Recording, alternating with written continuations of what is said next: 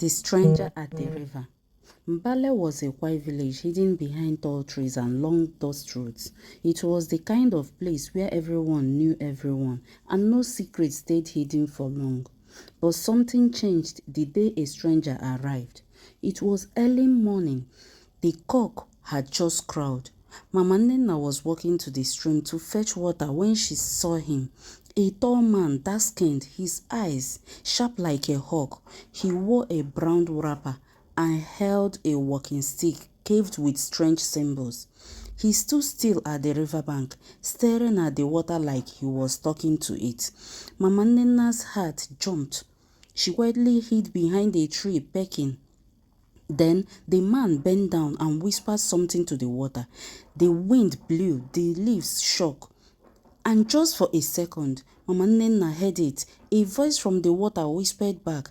She dropped her water pot and ran. By the time she reached the village square, she was sweating and shouting.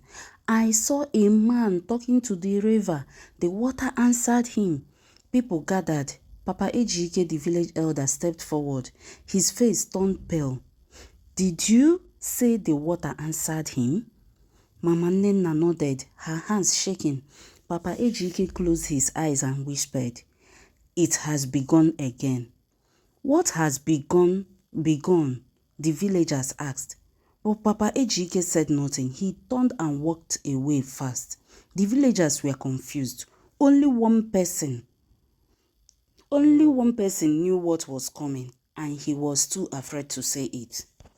Episode 2. That night, the wind refused to rest.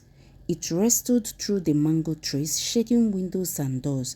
The villagers of Mbale couldn't sleep. Even the dogs were quiet. Mama Nnenna sat on her mat, eyes wide open, clutching her wrapper. Her son Obinna asked in a sleepy voice, "Mama, why are you not sleeping?" She didn't answer. Her mind was still on the man at the river.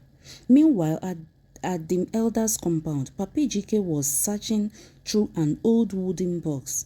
Inside were scrolls, cowries, and a faded black cloth. He pulled out a piece of wrapper, torn at the edges, with one name written in red, Okongwu. He whispered the name, and the oil lamp flickered. Suddenly there was a knock at his door, slow, heavy. Knock, knock, knock. Papa Ejike frozen.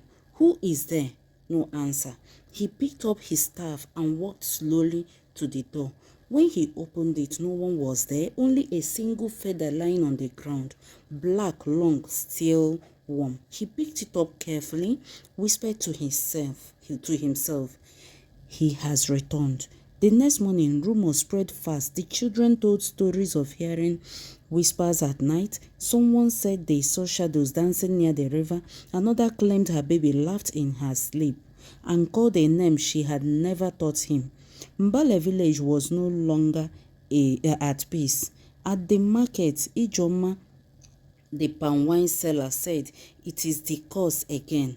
"What curse?" someone asked. She looked around and whispered, "The curse of Okongwu, the man who was buried alive."